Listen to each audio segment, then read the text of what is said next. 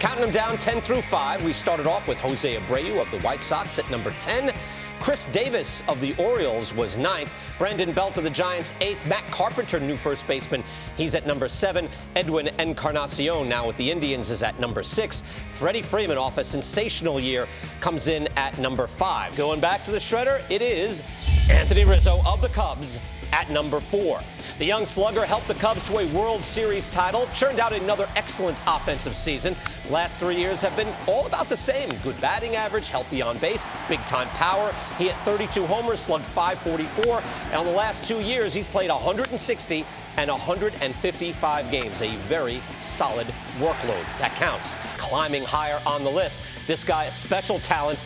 The Prince of Process arrives. It's Joey Votto of the Cincinnati Reds. Yes, I do. Votto struggled early. In fact, he was awful, completely lost.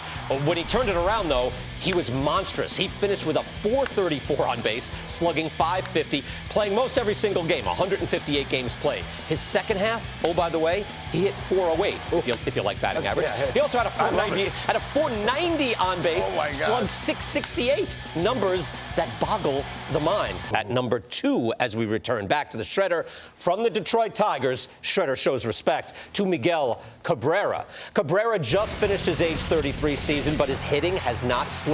He had a .393 on base, slugged a big-time .563. His weighted runs created plus was tied for 6th best in all of baseball, and even going into the StatCast data, he hit the most of what they call barrels, hitting the ball over 98 miles per hour within a certain launch angle. He's consistent in crushing the ball. So Cabrera's process is still state-of-the-art. So are the results. Over the last 7 seasons, he is 2nd in on base, number 1 in slugging, and 2nd to Mike Trout in weighted runs created plus an overall measurement of hitting. Top 10 first baseman. Here now is number 1, the all-around star from the Arizona Diamondbacks, Paul Goldschmidt.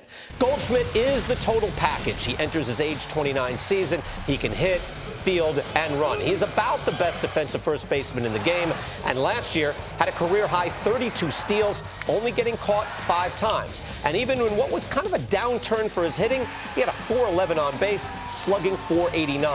Now, over the last 2 seasons, Goldschmidt has stood out even among this stacked group at the power position. He is 3rd in park-adjusted OPS, 1st in defensive runs saved and stolen bases. So when you put it all together, he's also number 1 in WAR. In fact, in that 2-year span, he has the most wins above replacement of any position player in the National League. So in terms of our comparisons here and why you didn't have him number 1, his power was down a bit.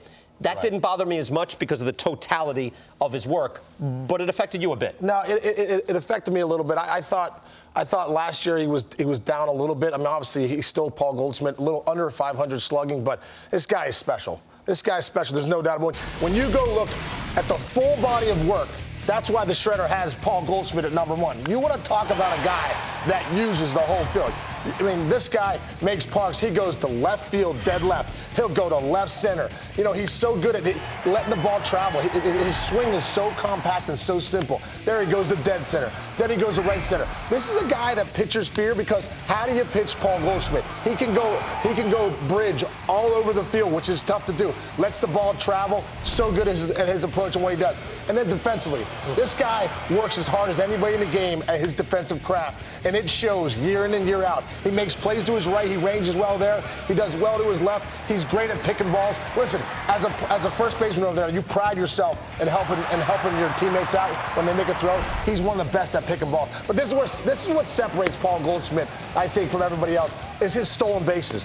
What do you have? 32 stolen bases last year. And this guy, maybe not the fastest dude out there, but he knows when to go. He knows what pitches to run on. And that can be game-changing right there. Because, you know, a lot of times your first baseman, they can be your base cloggers. Not Paul Goldschmidt. This is a guy, when he gets on base, he has a chance to really affect you on the base pass, too. And you see right here with the stolen bases, 77.